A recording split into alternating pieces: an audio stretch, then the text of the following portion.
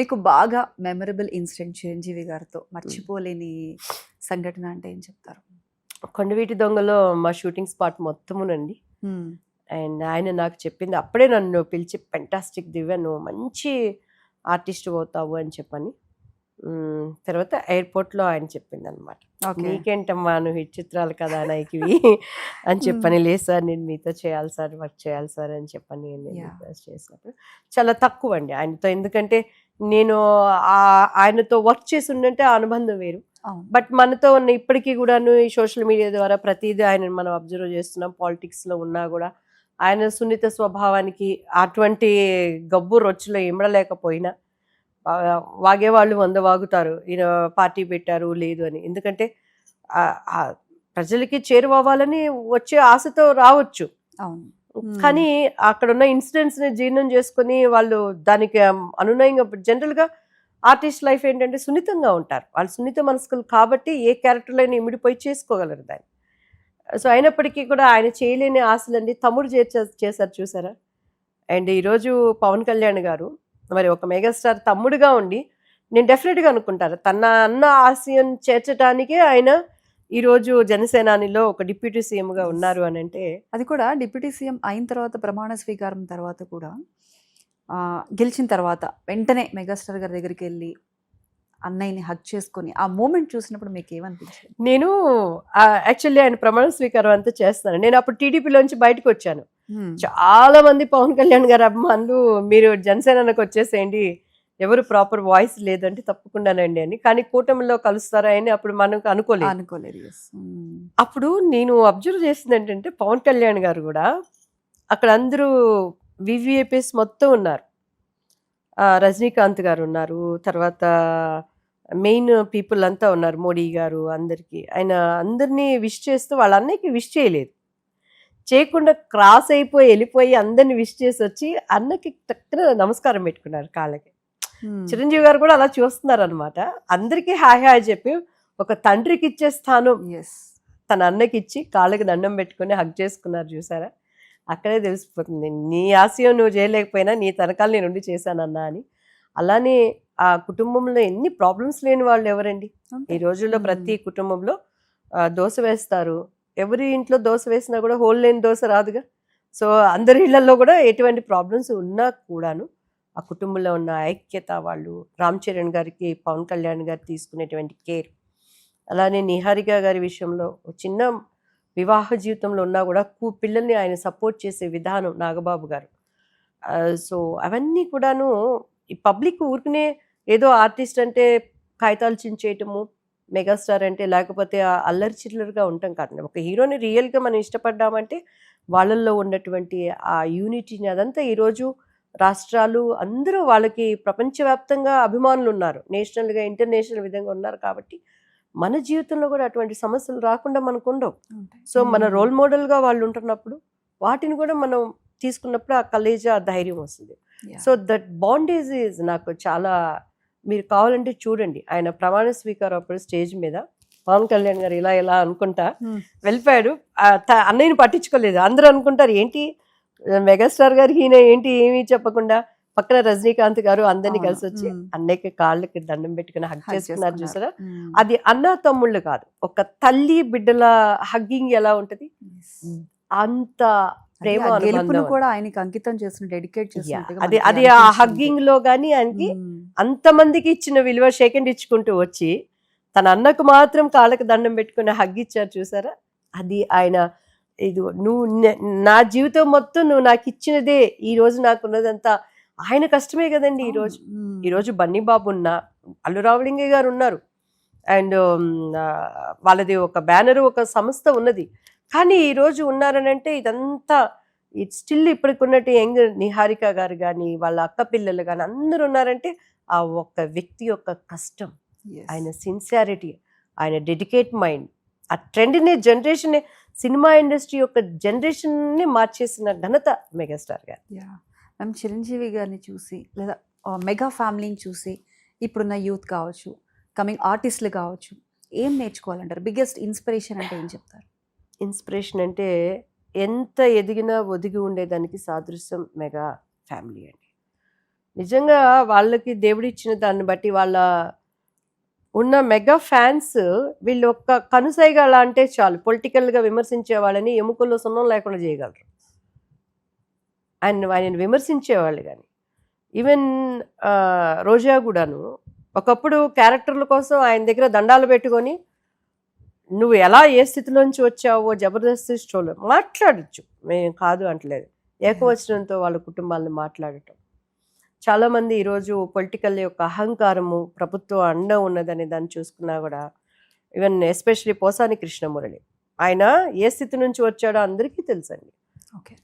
మన ఆయనే చెప్తారు ఆ పరశురాంకుల ఇంట్లో ఏ స్థితిలోంచి వచ్చావని. ఈరోజు ఇండస్ట్రీలో నువ్వు ఒక డైరెక్టర్గా ఉండటానికి కానీ అప్పట్లో నువ్వు రైటర్గా ఉన్నప్పుడు కానీ చిరంజీవి గారు కూడా అంత కష్టం నుంచి వచ్చిన వ్యక్తి. ఆయనే చెప్తారు పునాది రాళ్ళు ఒక సినిమా చేసేటప్పుడు ఆయన లంచ్ టైంలో ఉన్నప్పుడు శివ వాళ్ళ మేకప్ మెన్ ఉన్నారు కదా, వాళ్ళు కూర్చొని ఉంటే చిరంజీవి గారిని ఆ కుర్చీలోంచి లేపేశారట. చైరు కూర్చుంటారంటే పాపం ఆయన ప్లేట్ తీసుకొని లేసినప్పుడు ఈయన మేకప్ మ్యాన్ గా అప్పుడు ఆ టచ్అప్ శివ గారు ఇప్పుడున్న మేకప్ మ్యాన్ ఆయన లెగిసి సార్ రండి సార్ మీరు నా చైర్లో కూర్చోండి అని, మీరు ఎప్పటికైనా పెద్ద హీరో అవుతారు సార్ అని. అందరూ కష్టంలోంచి వచ్చిన వాళ్ళు, ఎవరు కూడా పుడతా వచ్చిన వాళ్ళు కాదు. కానీ ఆ కష్టాన్ని గుర్తుపెట్టుకొని సంస్కారం విలువని ఇవ్వటం అనేది ముఖ్యమండి చేసిన దీంట్లో. సో పొలిటికల్కి వచ్చినాక పోసాని గారు కానీ అవతల అపోజిషన్ ఉన్నప్పుడు ఇష్టానికి మాట్లాడుతున్నా కూడా నిండు కుండలాగా తొనకని అన్ని ఉన్న ఎస్ అన్ని ఉన్న విస్తరాకు అణిగి మణిగి ఉంటది అంటారు చూడండి, అలా ఆయన బ్యాలెన్స్డ్ గా ఉన్నారు చూసారా. ప్రతి ఒక్కరికి సాధ్యపడదు. ప్రతి ఒక్కరి జీవితంలో కూడా ఒక్కొక్కసారి మన హస్బెండ్ కానీ మన పిల్లలు కానీ మనల్ని విమర్శిస్తారు, మన తప్పు లేకపోయినా ఎన్నో మాట్లాడుతూ ఉంటారు. సో ఆ ఒక్క ఓర్పు అంటారు చూసారా, అది చిరంజీవి గారు. ఎక్కడో ఒక చిన్న మూమెంట్ లో కంట్రోల్ తప్పుతారు మనం అస్సలు ఆయనండి. మొన్న కూడా విజయశాంతి గారిని వాళ్ళు మూవీ సరిలేరు నీకెవరు చేసినప్పుడు 100 days ఫంక్షన్ లో ఆఫ్టర్ లాంగ్ టైం ఇద్దరు కలుసుకున్నప్పుడు ఎంత బాగా అడిగారంటే శాంతకని, విజయశాంతి నేను ఒక్కటే అడగనా నిన్ను, విజయశాంతి గారు ఇంకా కర్తవ్యం చెప్పండి అని అంటే నన్ను నీకు తిట్టాలని ఎలా అనిపించింది, అది రాజకీయాలు వేరు ఇది వేరు మనం ఎప్పుడు అంటే ఆయనకు ఆ సున్నితత్వం మనసులో ఉంది కదా. అంతమంది మధ్యలో ఫోన్ చేసి అడిగేసి ఉండొచ్చుగా, ఎందుకు శాంతి నువ్వు నేను ఇన్ని సినిమాలు చేశాం కదా, నువ్వు నన్ను ఎలా తిడతావు మాట్లాడతావు అని అడిగి ఉండొచ్చు కదా. కానీ అది పాలిటిక్స్ వేరు ఇది వేరే కదా, అక్కడ ఉన్నప్పుడు నేను మాట్లాడాలి, సంస్కారంగా మాట్లాడాలి, పద్ధతిగా మాట్లాడాలి.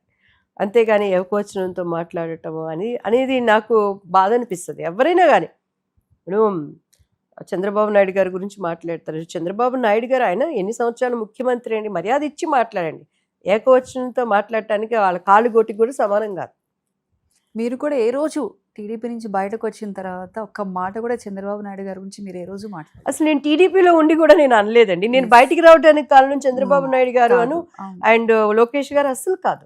ఇప్పటికీ నాకు ప్రాణభిక్ష పెట్టిన వ్యక్తి లోకేష్ గారు. నాకు అప్పుడు కరోనా వచ్చిన టైంలో ఒక ఇంజెక్షన్ కాక్టైల్ అనే ఇంజెక్షన్ తీసుకుంటున్నారు అందరూ, అది అప్పట్లో 2 lakhs. అప్పటికి ఆ ఇంజెక్షన్ ఎక్కడ దొరకటం లేదు. అర్ధరాత్రి పూట నాకు ఇక బ్రీతింగ్ ప్రాబ్లం అయిపోయినప్పుడు ఆయన వాట్సాప్ కాల్ చేస్తే ఒక్క కాల్తో నా ఫోన్ ఎత్తారు లోకేష్ గారు. బసవతారకమ్మ హాస్పిటల్లో అమ్మకు సపరేట్ మీరు కేర్ తీసుకోండి అని ఆ 2 injections నాకు పెట్టినాక వితిన్ ½ an hour నేను రికవర్ అయిపోయాను. సో నాకు ఈ రోజు నా పిల్లలు నన్ను అమ్మ అని మాట్లాడుతున్నారు, నేను ఇక్కడ ఉన్నానంటే ఆ రోజు లోకేష్ గారు నాకు పెట్టిన ప్రాణభిక్ష. నేను లైవ్లో టీవీలో చాలా వాటిలో కూడా చెప్పాను. నేను ఎంతోమంది లీడర్స్ ఉంటారు, నాకు వాళ్ళతో ఎటువంటి ప్రాబ్లం లేదు. కాకపోతే కింద నేను వెళ్ళే ఇప్పుడు నా టాలెంటే నాకు అక్కడ మైనస్ అయిపోయింది. నేను కష్టపడి పనిచేసే స్వభావం నాకు మైనస్ అయిపోయింది. పైగా నేను బిలీవ్ ఇన్ క్రైస్ట్, నేను చౌదరి బిలీవ్ ఇన్ క్రైస్ట్గా ఉండటం వల్ల కిందంతా నేను విన్నదండి. Maybe it's right or wrong, I don't know. ఈమె జగన్ గారు మనిషి అండి అని చెప్పని నాకు ఒక ముద్ర వేసేసారు. సో అప్పుడు బాబు గారు ఏంటి నరేంద్ర మోడీ గారికి వ్యతిరేకంగా ఉన్నారు, మాకు ప్రత్యేక హోదా ఇవ్వలేదని మోడీ గారితో మనము అప్పుడు కూటమి ఇవన్నీ అవుతారని మనకు తెలియదు. సో ఆ లైన్తో పార్టీ ఇచ్చిన లైన్తో నేను ప్రతిదీ మాట్లాడేదాన్ని. కానీ టీడీపీలో ఉన్నప్పుడు దివ్యవాణి గారి వాయిస్ విన్నాము, తర్వాత తగ్గింది అంటే కాంగ్రెస్ మహాసముద్రం కదండి. నేను మళ్ళీ చాలా మంది నన్ను బాబు గారు మొత్తం నిజం తెలుసుకున్నారు, మళ్ళీ టీడీపీలోకి రామ్మా అని ఆ కింద ఉన్న ఐఏఎస్ ఆఫీసర్స్ కానీ క్యాడర్ మొత్తం నాకు స్టిల్ ఇప్పటికీ కూడా అంటారండి. ఇప్పటికీ పెళ్లి పుస్తకం దివ్యవాణి కన్నా టీడీపీ ఫైర్ బ్రాండ్ గానే నన్ను ప్రజల్లో ఎక్కువ, ఎందుకంటే అంత మనస్ఫూర్తిగా 3 years ఉన్నా కూడా 30 సంవత్సరాలు అంత వర్క్ చేశాను నేను ఆ పార్టీ. అంత యథార్థంగా చాలా ఎక్కడ నేను మాట్లాడిన దాంట్లో ఈ అమ్మాయి ఇలా తప్పుగా మాట్లాడింది అనేది లేకుండా తప్పుని ఎత్తిపెట్టి చూపించేదాన్ని. కొడాలి నాని కానీ, రోజా గారికి కానీ, అండ్ జగన్మోహన్ రెడ్డి గారికి కానీ అంత నేను స్ట్రాంగ్గా నా వాయిస్ వెళ్ళిపోయేది. నా ఫస్ట్, ఎందుకంటే నాకు అప్పటి వరకు I don't know what is politics. Babu garu అంటే అభిమానం అంతే. అండ్ అందరూ అన్నారు రెండో రేణుకా చౌదరి వచ్చింది టీడీపీ పార్టీకి అని చెప్పని గుంటూరు నేను. సో అప్పుడు అట్లా కష్టపడి చేసిన స్వభావం నన్ను నిలబెట్టిందండి. Okay, right ma'am. చివరిగా చెప్పండి, 99 టీవీ తరపు నుంచి చిరంజీవి గారికి ఏం చెప్పాలనుకుంటున్నారు మెగా ఎట్ 70 ఈ ప్రోగ్రామ్ ద్వారా? మెగా ఎట్ 70 ద్వారా ఫస్ట్ మన చిరంజీవి మెగా అభిమానులందరికీ కూడా happy birthday to you. I wish you many many more happy returns of the day అండి. దేవుడు ఆయనకి మంచి ఆరోగ్యం ఇవ్వాలని, ఇంకా ఆయన పిల్ల తరతరాలు కూడాను ఇండస్ట్రీలో ఒక మంచి వ్యక్తిత్వం కలిగిన వాళ్ళుగా ఉండాలని, అండ్ చిరు ఎప్పుడూ మనందరి హృదయాల్లో ఉంటారు. అండ్ నా ఎవ్రీ ప్రేయర్లో కూడా ఆయన ఎప్పుడూ ఉంటారండి, ఆ కుటుంబం కానీ వాళ్ళు కానీ. అండ్ ఇంకా అంతకన్నా ఇంకా ఏముంది చెప్పండి, ఫుల్ఫిల్ లైఫ్ ఆయనది. ఇంకా ఆయన ఇప్పుడు ఈ యొక్క లైక్ బ్లడ్ డొనేషన్స్ ద్వారా కానీ ఆయన ఇంకా ఇటువంటివి ఉన్న కొద్దిగా జీవితమే, ఎవరైనా ఎప్పుడైనా ఈ భూమిని వదిలిపెట్టి మనం వెళ్ళిపోవాల్సిన వాళ్ళమే. ఇంకా మెగా ఆలోచనలతో మెగాస్టార్గా ఆయన ఎలా ఉన్నారు, మంచి దేవుడిచ్చే చక్కటి ఆలోచనలతో అనేక మంది ఎడ్యుకేషన్ లేని వాళ్ళకి కానీ, అండ్ మరి ముఖ్యంగా ఇండస్ట్రీలో మాలాగా టాలెంట్ ఉండి సరి అయిన లైన్లో పడకుండా బాధపడే స్త్రీలు చాలామంది ఉన్నారు. సో ఒక టాలెంట్ ఉన్న వ్యక్తి ఎందుకు అనగదొక్కపడుతుంది అనేది ఈరోజు ఆయన స్థాయిలో ఉన్న వాళ్ళు ఆర్డర్స్ చేయించగలరు. సో అటువంటి వాళ్ళందరికీ కూడా చిరంజీవి గారు అందుబాటులో ఉండాలి. ఎస్పెషల్లీ ఎన్ని రాజకీయాలు ఉన్నా, ఎన్ని సేవా కార్యక్రమాలు ఉన్నా, సినీ ఇండస్ట్రీ మా అందరికి అన్నం పెట్టిన దానికి మా తరపు నుంచి ఇంకా ఆయన న్యాయం చేయాలి. ఆయన ఆ మెగా కమాండింగ్ అనేది సున్నిత స్వభావం నుంచి కొంచెం కఠినత్వం రావాలని కూడాను మనస్ఫూర్తిగా కోరుకుంటూ, మరి ముఖ్యంగా ఇంత మంచి చక్కని బిడ్డకు జన్మనిచ్చినటువంటి తల్లి అంజనాదేవి గారికి దేవుడు చక్కని ఆరోగ్యం ఇవ్వాలి. అండ్ ఈ కుటుంబం ఎప్పుడు ప్రజల మధ్యలో చిరంజీవిగా ఆయన 100 ఏళ్ళు ఉండాలని మనస్ఫూర్తిగా కోరుకున్నాను. I wish you happy birthday to you sir. Thank you ma'am. Chiranjeevi గారి గురించి ఇన్ని మంచి విషయాలు మాతో పంచుకున్నారు. Thank you so much. And once again మా ప్రియాంకకు, మా 99కి కూడా ఐఎమ్ సో థ్యాంక్ యూ. ఇంత మంచి చక్కటి కార్యక్రమంలో ఆయనతో నేను హీరోయిన్గా చేయలేకపోయినా కూడాను ఈరోజు ఆయన గురించి మాట్లాడటం చేసినంతగా నేను హ్యాపీగా ఫీల్ అవుతాను. Thank you ma'am. Thank you. చూసారు కదండి, మెగా యాక్ట్ 70లో దివ్యవాణి గారు చిరంజీవి గారి గురించి ఎన్నో విషయాలు మనతో పంచుకున్నారు. ఇలానే మరో గెస్ట్తో మళ్ళీ మీ ముందుకు వచ్చేస్తాం. Until then keep watching 99 TV.